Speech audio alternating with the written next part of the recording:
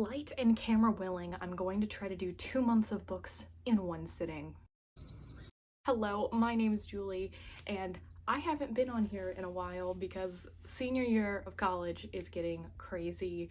I am just approaching my very last deadline, but I finally have some time to breathe right before winter break. So today I'm going to be talking about all of the books that I read in October and November. There are quite a few of them. So in October I read 10 books for a total of 3,449 pages, and in November I read 9 books for a total of 3,731 pages. October I had an average of a 3.4 star, and November I had an average of a 3.6 star. So I had a little bit of a mixed bag, but I do have some fun books to talk about. If I have any other stats, they're right here. But let's get started and talk about the books I read in October. The first one I read was The Kind Worth Killing by Peter Swanson. This is a thriller that has been on my radar for possibly the longest of most thrillers that I'm still interested in that I hadn't read. This is a thriller about a man and a woman who meet in an airport on a plane, and the man talks about murdering his wife, and the woman's like, sure, I'll help you. And they just make a plan to kill his wife. And then it goes from there. I really enjoyed this thriller. This is probably the thriller I've gotten the most fun out of this year. I have been leaning more towards horror lately because generally horror seems to have more of the thematic elements that I'm looking for, but this one was just a really fun ride, and Peter Swanson allowed himself to kind of break out of the narrative mold that a lot of thrillers trap themselves into. The storyline that you think you're going to start following at the beginning is not the storyline that we end up following, and I really appreciated that. This is probably going to be one of my most recommended thrillers of the year. We follow a really interesting group of not great characters all trying to backstab each other. I know that there was a sequel that was just released for this, but I don't think I'm actually interested in it because I really loved the ending of this. I think it was the perfect icing on top of the cake, and I would love to see this be done as a mini-series. So I ended up giving this a 4.5, fun, fast-paced thriller that I listened to in like a day. Next, I read Delilah Green Doesn't Care by Ashley Herring Blake. I have read YA dramas from Ashley Herring Blake before, but this is her foray into adult books, and at that, romance. Our main character, Delilah, has been the black sheep of her family. Her father's no longer alive, so it's just her and her stepfamily. And she has separated herself from that small town life and is now a photographer in New York, but she gets invited back for her stepsister's wedding to be the photographer. There, she re-meets one of her stepsister's best friends, and they immediately hit it off after not seeing each other for years and years. And this woman owns a bookstore, she's a single mom. This was such a sweet sapphic romance. Ashley Herring Blake has a really good career of writing rom-coms ahead of her. I really liked the personal narratives that we got from each of these characters, as well as the chemistry that they had between each other. I think they were a very good match. The only thing I kind of would have liked more from was the wedding plot itself. I think a wedding is such a good rom-com setting, especially because in this one we are trying to break up the wedding. While we do interact with Astrid, who's the bride-to-be, a lot, and there is a resolution between Delilah and Astrid, I think there could have been more wedding-y hijinks. So I really liked the romantic element and the family elements. I think we could have leaned harder into the calm part of the rom-com. The Astrid book that's coming next, I'm not sure that the plot is something that I would already have been interested in, but I do like this author, so I'd be interested in picking it up. Then I read Near the Bone by Christina Henry. This is about a girl named Maddie who has, for as long as she remembered, been in this cabin on top of an isolated mountain with her abusive husband William, who does not let her leave a lot, is very obsessed with having a son, and just treats her very terribly. And one day when they are out in the forest around their cabin, they start seeing traces of what cannot be a normal animal. And the story just kind of goes from there. If I had to compare this to two books, I would say this is No Exit meets My Heart is a Chainsaw. There is a thriller element that is more specifically happening in the past as Maddie is recalling her past. And there's also the slasher element of William being awful, and also possibly this creature character. There are other people who come onto the mountain. More terrible things happened here than I anticipated were going to happen, and I can appreciate when punches aren't necessarily pulled. While I generally enjoyed this book and I really liked where the beginning was going, I think that the ending left too many questions for me personally to enjoy. There's sort of two different sides of the solution. We have a what happened in the past question, and we're having a what's happening currently question, and neither of these get properly answered, and it kind of bothered me that we didn't get either. It felt like there was something missing from this ending. So I overall enjoyed it. I think this is an author that I might pick up from in the future, but I was a little bit let down by the lack of solution to the ending. So I gave this a 3-star. Next, I read Self-Portrait with Nothing by Amy Pakwada, and I had this on eArc from NetGalley, so thank you so much to them for providing that to me. This is a speculative fiction about our main character, Pepper, who was adopted, but found out when she was younger that she is the biological daughter of a very famous contemporary artist named Ulla Frost, who people have this idea that the portraits that she paints actually come to life, that things come out of her paintings, and this has put this cult support around her and her art. And Ulla has now gone missing, so people are contacting her saying that she has been bequeathed all of her stuff if she is missing for long enough and declared dead. I was really looking forward to this one because I really like a book that has a speculative twist, but I feel like we know the speculative element really early, but then it doesn't get to the speculative part of it until way far through the book. It got to the point where I was about to DNF the book because it was just really dragging as Pepper was just sort of thinking to herself. She was kind of interacting with her family, and there just wasn't a lot happening. I liked that our main character had a healthy family, including having lesbian moms, and she has a healthy relationship with her husband, and there was text banter between the two of them. Like, that's really healthy to show, and I like that that was just established there. It would have been very easy to just have her be a solo character. Those were sort of garnishes, but the meat and potatoes of this book just didn't really do it for me. When we finally get into like the second half, it kind of does have like a Robert Langdon sort of feel to it. I didn't feel like the stakes were really real. I didn't particularly care about our characters, and I don't think that our speculative element was expanded upon enough. I feel like there was a lot that could have been done with it, and it was just kind of thrown in there. For me, this was a little lackluster, so I ended up giving it 2 stars. Then I read An Unkindness of Ghosts by Rivers Solomon. This is a sci-fi that takes place on a generation ship. Something happened to Earth that a bunch of people are on this gigantic ship with decks labeled from A to Z, A being the top deck and where all the rich people live, and then the lower you go, the poor people are, and people of color tend to be put in those lower decks. And this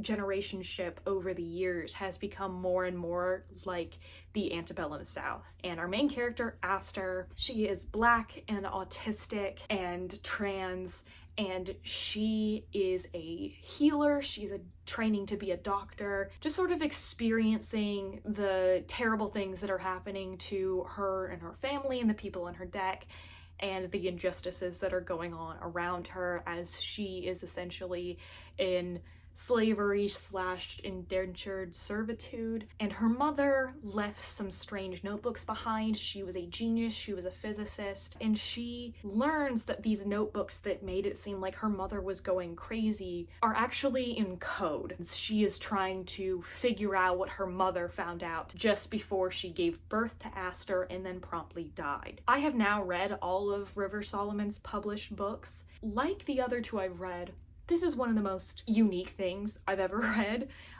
It was such an interesting idea to have the themes of slavery and how Black people are being oppressed and doing it in the sci-fi setting alongside all these more traditional sci-fi elements.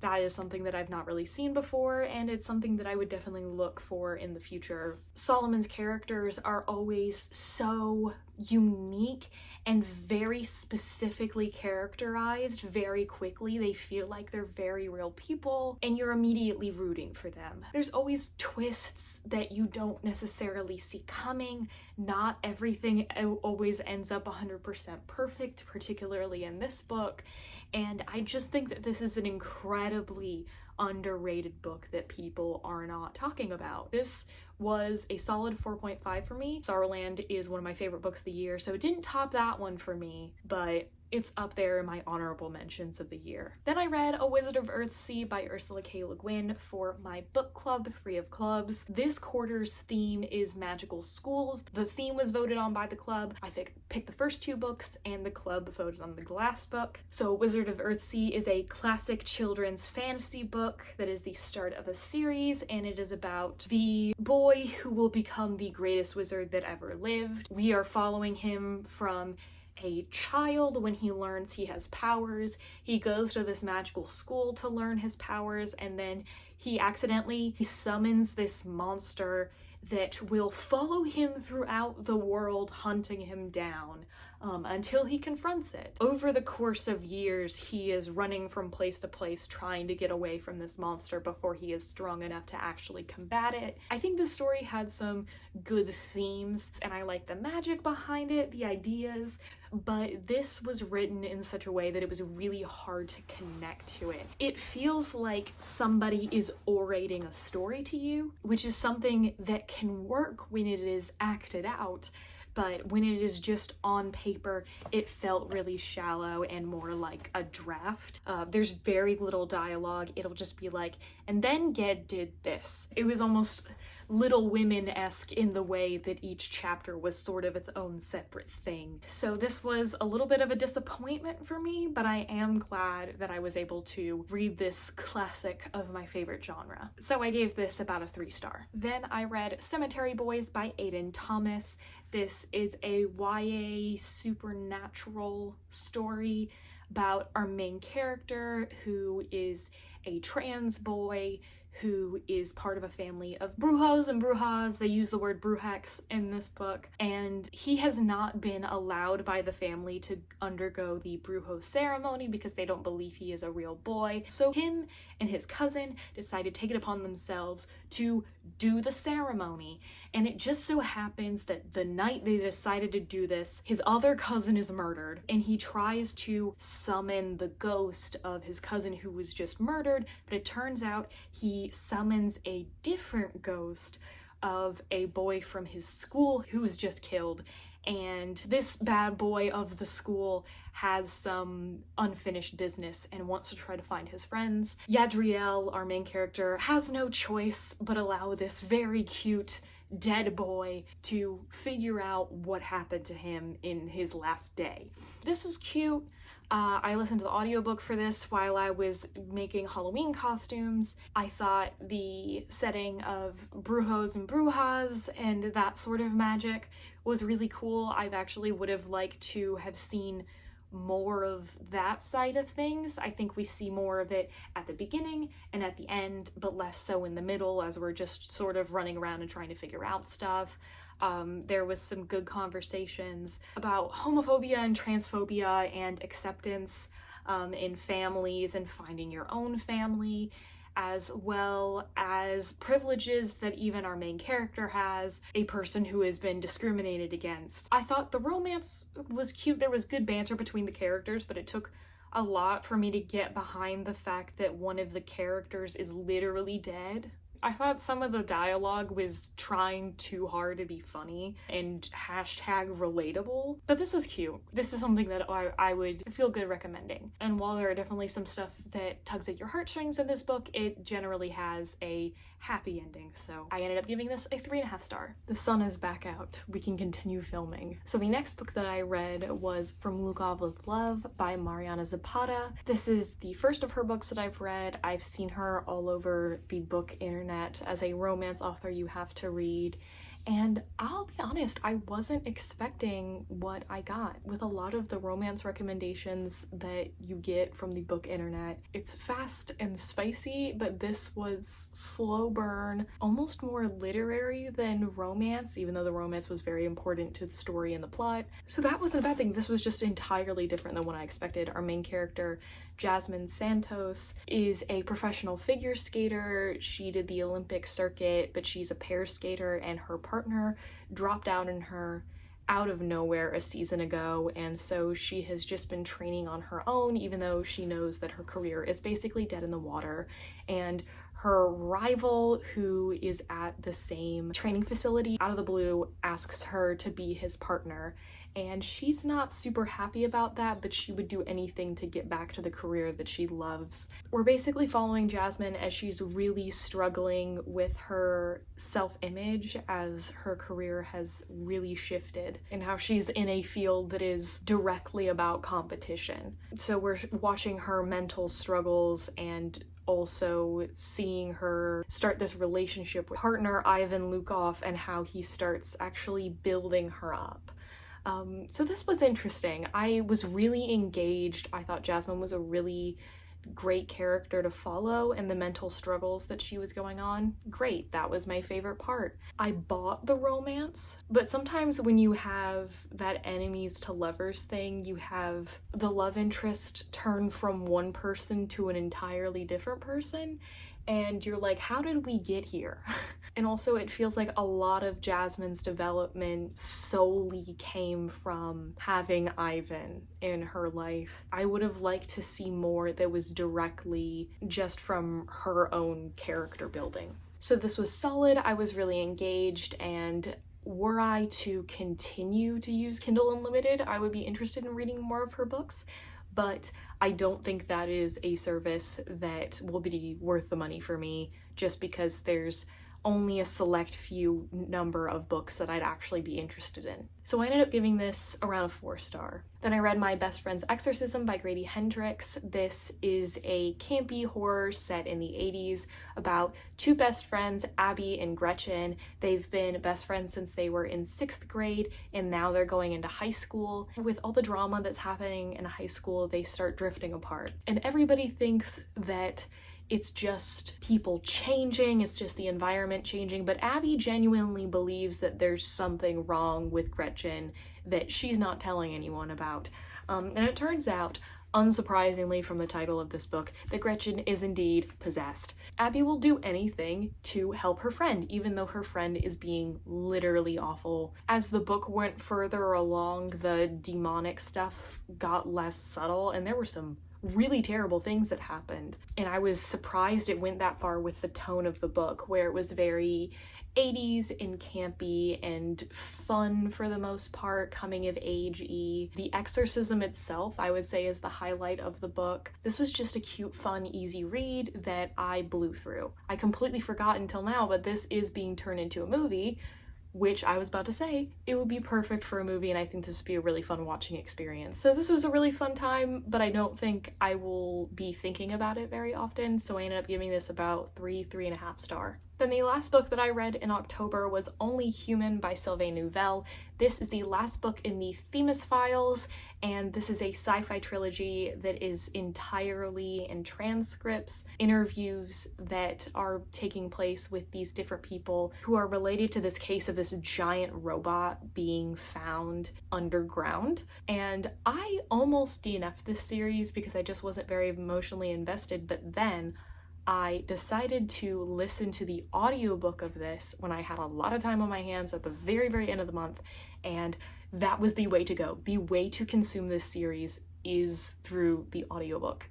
I was so emotionally invested in these characters that I had been following, that I had been kind of caring about, but the actors, it's a full cast. The actors give so much life to these characters that it completely changed the experience for me. So, especially Vincent's character, I am in love with that voice actor. He's fantastic. This has a unique setting to the other two books in the series as we're learning more about the history behind Themis. I think there was good overall themes. I like that there's never one right answer. But I will say my main critique is that the human bad guy that we're following in this book, Catherine, she felt like such a stooge. Like, she didn't feel real, like she was actually dangerous. She just kind of felt like a cartoon. So that kind of took away from the impact of the book a little bit, but I thought it was really interesting to see how the world had changed because there is a time jump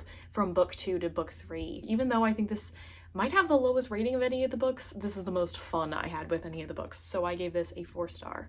And now on to November. So the first book that I read was Betty by Tiffany McDaniel.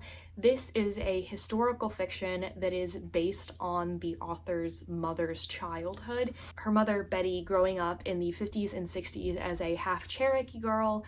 Her father is Cherokee and her mother is white, and they have a very complicated family situation, and it's following her and all of her siblings growing up throughout the years and the different experiences they go through, particularly dealing with discrimination. So there's all of her family members dealing with the discrimination of being half Cherokee, but then it's particularly about the women in her family experiencing sexism and sexual violence, and just general violence. There's a lot of tragic things that happen in this book, but the writing is beautiful, and we follow Betty as she is a young girl who's a blossoming writer, and she assigns herself the role to essentially be the secret keeper of her family. And she learns all of these terrible things that happen to their family members without their knowledge a lot of the time. And she decides to take that pain and turn it into something beautiful, turn it into writing. She also really looks up to her father, who is separated from the Cherokee community that he grew up with, is now surrounded by an entirely white community, and he's trying to keep his traditions alive through his favorite child.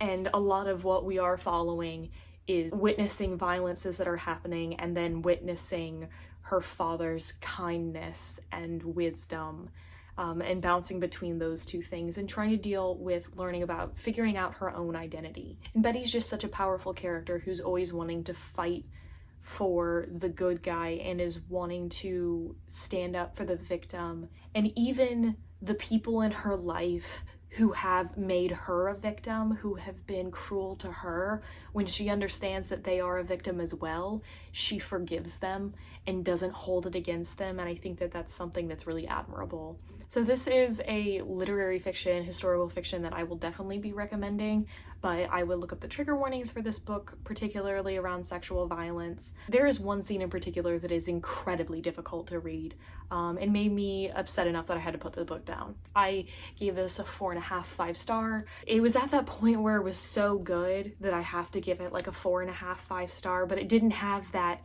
perfect little thing that pushes something into a favorite book of all time.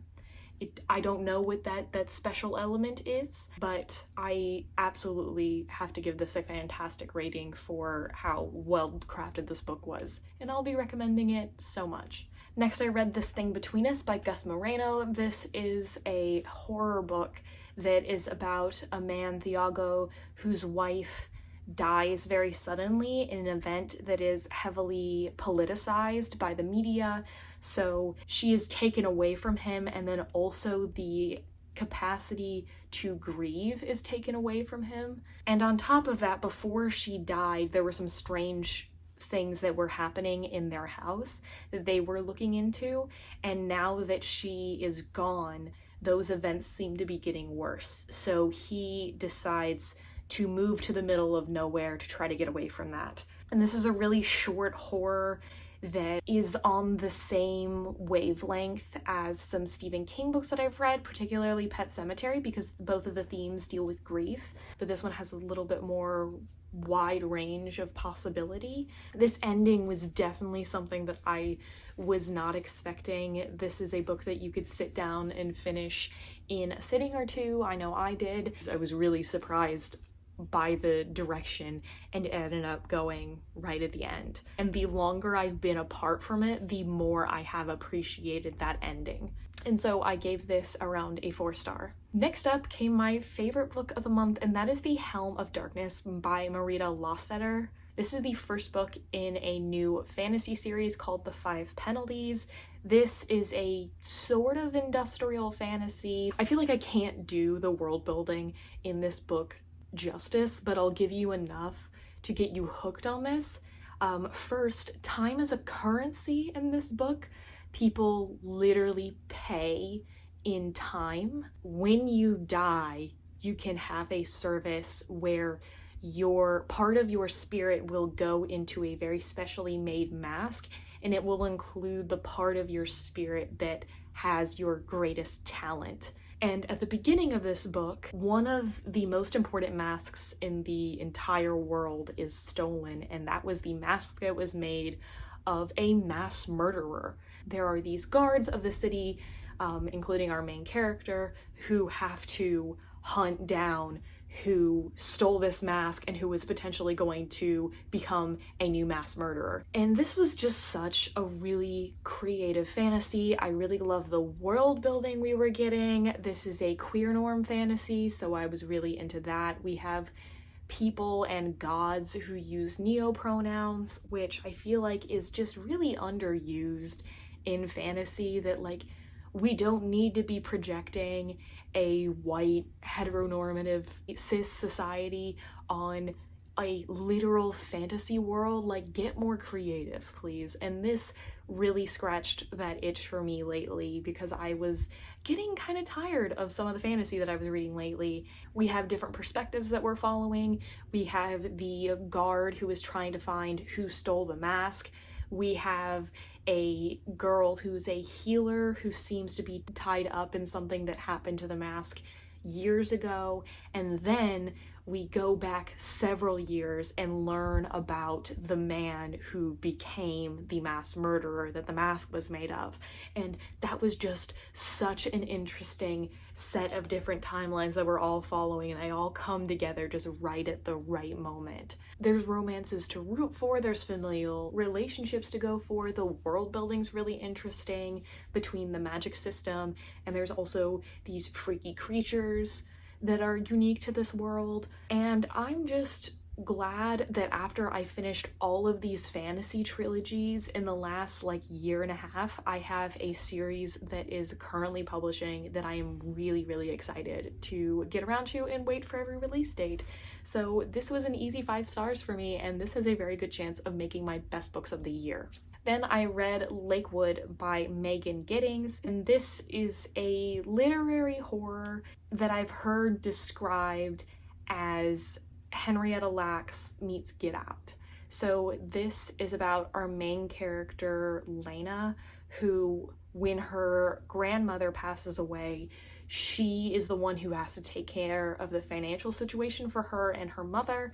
And she is a college student, she doesn't have any money, and her mother needs health care to be able to take care of her mental health issues. She happens to get this invitation for this job. She has to pretend that she's working in an office job, but in reality, she is a test subject and she doesn't really know what they are testing. She essentially is just giving up her body away without knowing anything about what's actually going to be done to her. And so this is a horror that is entirely based around how the medical community has not believed the pain of Black people. It's about Tuskegee and how Black bodies have been exploited by the medical community in the past and even into current day. I really felt for Lena in this situation. She's going through some really gross and terrible things that she's not really completely aware of, and she feels like she doesn't really have a choice because she's trying to help her mother. So those themes and the emotions behind her, I really felt for. The thing is that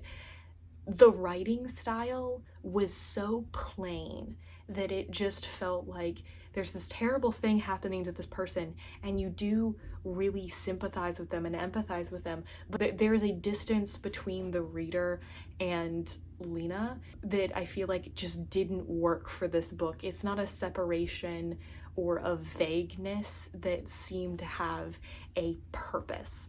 So plot-wise, this entirely worked for me, but in terms of the writing style, I was taken out of the narrative and was very aware that I was just reading a book, even though these things have actively happened to people. The book that this reminded me of most was Catherine House, because it had that same sort of vagueness and distance. So I ended up giving this a 3-star. I would be interested in picking up from Megan Giddings in the future, but if this writing style is consistent, I'm not sure that she would be for me.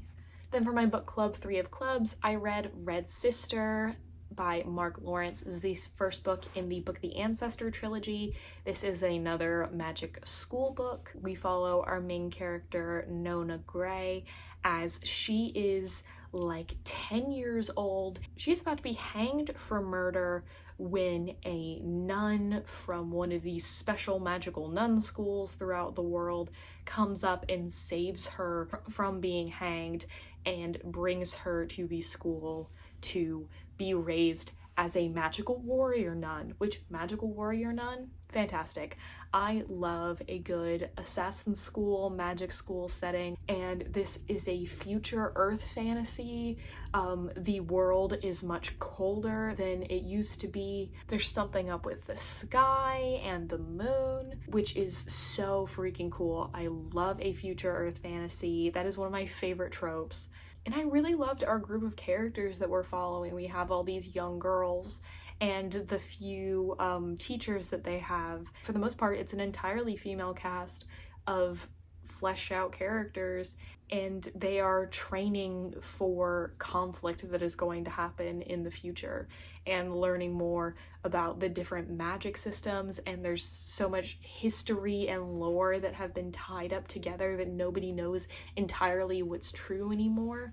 Generally, there was nothing that I didn't like about this book except for the lack of commas. Whenever there was an introductory clause, there was just not a comma, and it really bothered me and messed up reading that sentence whenever that would happen. This has gone over really well with the book club and has been some people's favorite book that they read for the club this year, so I'm so glad that that is going well. But yeah, I gave this a really solid 4.5, and I am so pumped to continue in this series. Then I sort of read The Shadow of the Wind by Carlos Ruiz Zafón.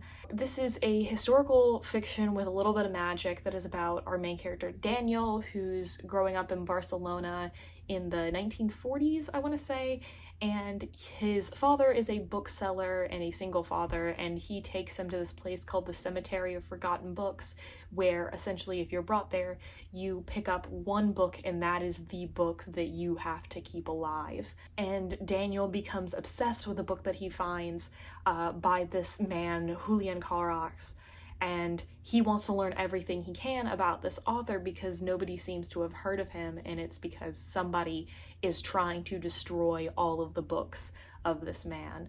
And so he goes from place to place trying to find out what happened to this author. And I was listening to the audiobook of this, and I really couldn't stand this book. It started out interesting with like the promise of like a magical library that became irrelevant pretty soon in. He could have just found this book anywhere. And it's kind of like that recent Christopher Nolan movie where Robert Pattinson is just going from person to person. It's like, oh, here's this little bit of information. Now you need to go to talk to this person. And then he gets a little bit of information. And then he talks to a different person and gets a little bit different piece of information. And it was just really dry. So he's going from person to person. And then there's a couple girls he's interested in. And then there's the guy who works at the bookshop who's also got a woman that he's interested in. And it's every single man is drooling over whatever woman just happens to be right up in their face. And then when we do get the little bit about Julian Carax, it's literally everybody is just drooling over women. Women are not real people. They are just objects of people's affection and men want to own them. I couldn't keep going with this book because the dryness of the story did not save the sexism that I'm not sure if it's the author that believes that way or if the author was trying to be realistic to men in the 40s and earlier. I really couldn't stand this and I ended up DNFing it at 65%. I know that this is a beloved book and I can't believe that this is what happened, but it is. Glad that I stopped reading it because I ended up reading the Wikipedia summary and it only got worse. I think this has taught me that if a book isn't working for me, DNFing is usually the good idea.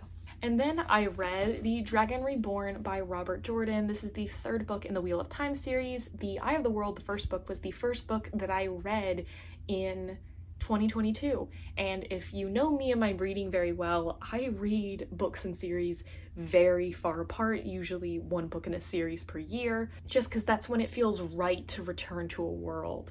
And that has had some negative effects on some series that I might feel iffy about, but my friend who I got to read the series after I started, has already finished it in its entirety and is dying for me to catch up. So he has pushed me to continue in this series faster than I would have, and I think I am having a little bit of a better experience because of it. If you're watching the show, this summary might be a little bit spoilery, but it's not at all a spoiler if it's for the books. The main idea of this book is that it has finally been declared that Rand is the Dragon Reborn. Rand runs away and is going to get this sword that the Dragon Reborn is supposed to have because he is trying to expedite the process of everything that the Dragon Reborn is supposed to do because so many people are dying in his name. He feels like that there's not enough action being taken. So we have our several groups that are trying to follow him and find him and get the things that they need to get done. And we're all going to coalesce on this one spot of where this mythical sword is. It is ironic that a book called The Dragon Reborn has very little of the Dragon Reborn actually in it. He's only in it at the beginning, basically a scene in the middle, and then a scene at the end. But Robert Jordan does a fantastic job having us find what happens after Rand has been in a place. So we're following Perrin and a couple of other people, like Moraine, as we are following behind where Rand has been. We're seeing the aftermath of him just going through a town, of just his existence reshaping the landscape. And it's so incredibly interesting. There are some really eerie things that happen. We also get to really see a lot of the Aes Sedai as Elaine and Egwene and Nynaeve are back in the White Tower talking to the Amerlin Seat, who I love for some reason. I don't know why I like the Amerlin Seat so much. And learning more about the fears of these girls and the fears for the future that they have. And Matt is finally a character, and he gets to have his own little adventure. He has my favorite part of the whole book. The second book, I had a really poor reading experience with the book, so I don't know that this one is better than book 2, but I definitely had a much better reading experience, and this has made me want to really continue in the series. This was a really solid fantasy read, and I'm glad to be back in my fucking fantasy era. I've been missing it, and I have been dying to pick up more. Then I read The Hollow Places by T. Kingfisher. This is a horror book that actually takes place in my home state of North Carolina, partially. And I have had this on my radar for a long time. This has been a 5-star prediction for me for a long time.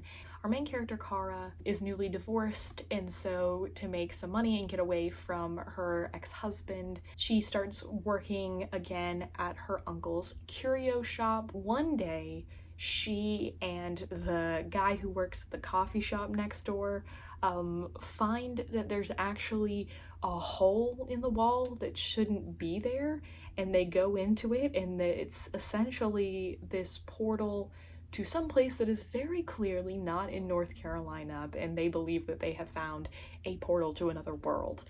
This was such a weird horror. I feel like when we are in this weird alternate world, it kind of did feel like Jordan Peele's Nope. Anywhere you could possibly be could be dangerous. It is a little bit of a cosmic horror in that sense, where we're not really sure what's going on. It's something that's very clearly bigger than humans. We do spend a lot of our time in the curio shop itself, and that setting is its own person almost, this made it more of a fun horror. It's not like My Best Friend's Exorcism, but we do have this goofy kind of comforting setting that our main character has known her entire life. I thought that this was fun, but wasn't exactly where I thought that this was going. I thought it was definitely going to lean more into the cosmic horror side of it and be more about that alternate world. I did like how our ending wrapped up. It did kind of have like a bow on top in a very satisfying way. I understand that our main character is very newly divorced and kind of a little bit bitter about her loneliness, but the guy who works at the coffee shop is gay, and she has the thought like 8 times, this is the point at which if either of us were interested, we'd like make out right now. I feel like you didn't need to point that out the number of times that you did. I do think I enjoyed the novella that I read earlier this year more than I enjoyed this, so this didn't get the 5-star prediction that I thought it was. So I'm not really sure. I think I'm gonna give this like a 3.5 star.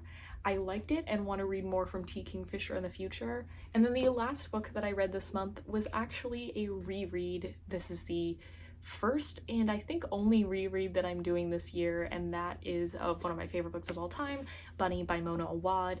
This is about our main character Samantha, who is in a very competitive creative writing MFA program in New England, and the only other people who are in her year in her program are these 4 very rich girls who are all very cliquey, and they call each other Bunny, and it's all very creepy, and she feels really ostracized and lonely and like she can't reach her creativity anymore. And one day the bunnies decide to invite her over for one of their workshops, and things go from there. This is one of my favorite books of all time, if not my favorite book of all time. I say that this and Pride and Prejudice are tied for #1. This was kind of my first foray into horror, and I love it so much. You can find more of my thoughts about Bunny in the other content that I have made about this book, and my most recent video was me rereading this, going through the days of my life while I was reading it, so it's a little bit of a just cute little vlog. And I also read some passages that I really loved from this without actually spoiling anything. So that was the last book that I read in November. It doesn't really count for a star rating, but if it was gonna count, of course it would be a 5-star again. And that's all the books that I read in October and November. It is crunch time. I only have one more deadline left for the semester, so I'm going to get back to that and then be relaxing for all of winter break, put out a little bit of bookish content when I can. Let me know what you've read in the last couple months. If you would like to follow me or my book club anywhere, my link is in the description. Thank you so much for watching, and as always, I will see you in the next one.